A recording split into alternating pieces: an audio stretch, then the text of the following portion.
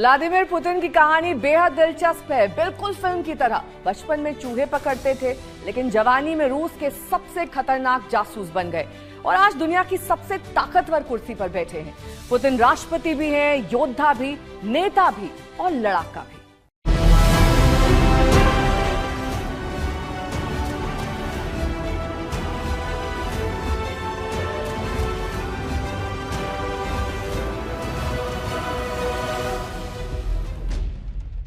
Second world war के खौफनाक मंजर के बाद दुनिया को यह बात समझ में आ गई थी कि वॉर किसी भी समस्या का सॉल्यूशन नहीं हो सकती है। भविष्य में कोई भी देश एक दूसरे पर हावी ना होने पाए, इसके लिए यूनाइटेड नेशन जैसे ऑर्गेनाइजेशंस बनाए गए, जिसके बाद लगा था कि दुनिया को वॉर से छुट्टी मिल जाएगी। लेकिन ये किसी ने नहीं सोचा था कि 21वीं सदी में ऐसी लड़ाई होगी जिसे चाहकर भी कोई रोक नहीं पाएगा।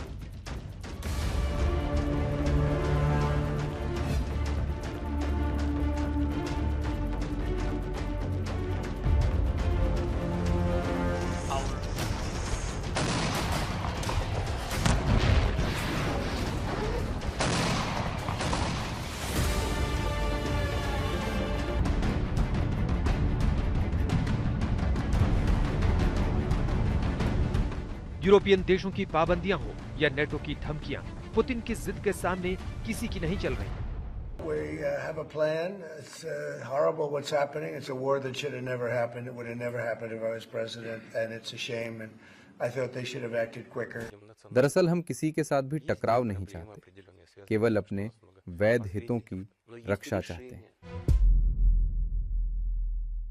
जो देश कहते हैं कि पुतिन एक अथॉरिटेरियन लीडर है, ठीक है, उनके अपने विचार हैं, वो अपने विचार रखें। दुनिया में अलग अलग हैं। अमेरिका के ट्रंप भी तो इस समय इतने पावरफुल लीडर हैं, तो लीडर्स कंट्रोवर्सी में रह सकते हैं, परंतु हमें जो अपनी दोस्ती और अपने लॉन्ग टर्म इंटरेस्ट देखना है, उसमें हमें पुतिन पिछले 25 साल से हैं प्रेसिडेंट और प्राइम मिनिस्टर, राइट, और रशिया इंडिया के रिश्तों को लेकर के एक बहुत ही अच्छे ट्रैजेक्टरी को ले जा रहे हैं।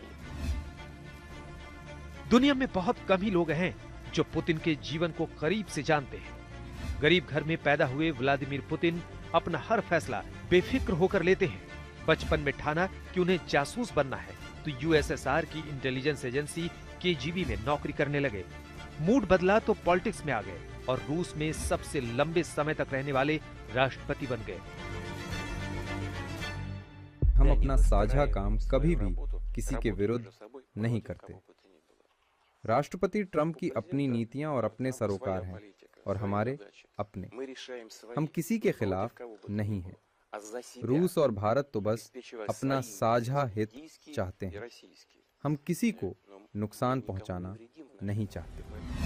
अब सवाल यह है कि आखिर व्लादिमीर पुतिन रूस के सबसे लंबे समय तक रहने वाले राष्ट्रपति कैसे बन गए? बचपन से जासूस बनने की चाहत रखने वाले पुतिन रूस के चहेते रूलर कैसे बन गए? पुतिन की कहानी में ये जानने की कोशिश करेंगे कि जासूस से प्रेसिडेंट तक का सफर उन्होंने कैसे तय किया।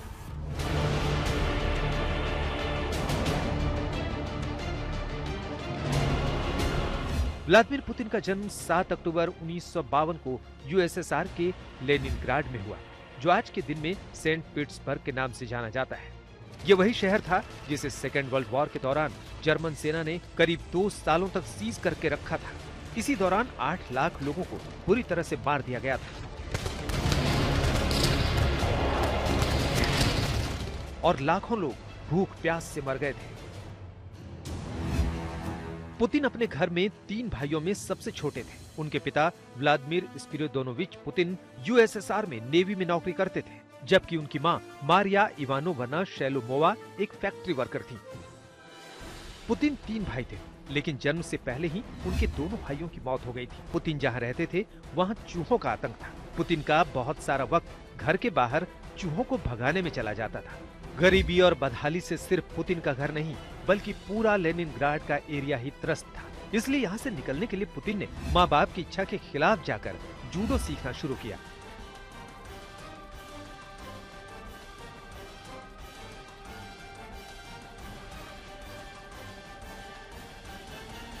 कुछ ही दिनों में पुतिन ने जूडो के साथ हॉर्स राइडिंग जैसे स्किल्स में मास्टरी हासिल कर ली थी। 1960 से 1968 के बीच पुतिन की 8वीं तक की पढ़ाई लेनिनग्राड के प्राइमरी स्कूल में हुई। 1970 में सेंट पीटर्सबर्ग स्कूल में हाई स्कूल की पढ़ाई पूरी की। पुतिन सिर्फ खेलकूद में ही आगे नहीं थे, बल्कि उनकी पढ़ने में दिलचस्पी रहती थी। पुतिन खाली टाइम में कार्ल मार्क्स और लेनिन के विचारों को पढ़ते थे। जब भी वक्त मिलता, पुतिन सिनेमा देखना पसंद करते थे। यही सिनेमा उनके जीवन में एक बहुत बड़ा गेम चेंजर लेकर आया। एक स्पाई मूवी से इंस्पायर्ड होकर पुतिन ने बचपन से ही जासूस बनने का मन बना लिया था। देश के लिए काम करने का जुनून इतना ज्यादा था कि जब वो क्लास 9th में थे, उसी समय यूएसएसआर की इंटेलिजेंस एजेंसी केजीबी में काम मांगने पहुंच गए। लेकिन जवाब में केजीबी के ऑफिसर्स ने पुतिन को बताया कि इंटेलिजेंस ऑफिसर बनने के लिए लॉ की डिग्री जरूरी होती है। बहुत ही पावर होती थी, रिस्पेक्ट होती थी और बहुत ही इंटेलिजेंट और स्मार्ट लोगों को रिक्रूट किया जाता था। तो पहली बात तो ये, जब केजीबी में उनको नौकरी मिली तो उनके पास ये पैरामीटर्स होंगे, स्मार्ट होंगे, एजुकेशन वाइज और पर्सनालिटी की बहुत सारी ट्रेट्स देखी जाती हैं किसी को भी केजीबी में लेने को। तो पहला तो मैं ये कहूँगा कि उनका चयन होना ही इटसेल्फ केजीबी में एक बहुत बड़ा फिल्टर था, जो कि इंडिकेट करता है कि उनकी पर्सनालिटी की स्ट्रेंथ, उनकी लीडरशिप स्किल्स और उनकी इंटेलिजेंस एक अच्छे लेवल की थी। 1970 में पुतिन ने लेनिनग्राड स्टेट यूनिवर्सिटी के लॉ डिपार्टमेंट में एडमिशन ले लिया। 1970 से 1975 तक पुतिन का वक्त अपनी लॉ की पढ़ाई करने में बीता। 1975 में उन्होंने अपनी डिग्री पूरी कर ली थी। अब सवाल था नौकरी का। 1975 में ही केजीबी में नौकरी मिल गई। पुतिन के लिए ये नौकरी किसी सपने के पूरे होने जैसा था। 10 साल तक अपने होम टाउन लेनिनग्राड में नौकरी करने के बाद 1985 में व्लादिमीर पुतिन को ईस्ट जर्मनी के ड्रेसडेन शहर में जर्मन ट्रांसलेटर के तौर पर भेजा गया।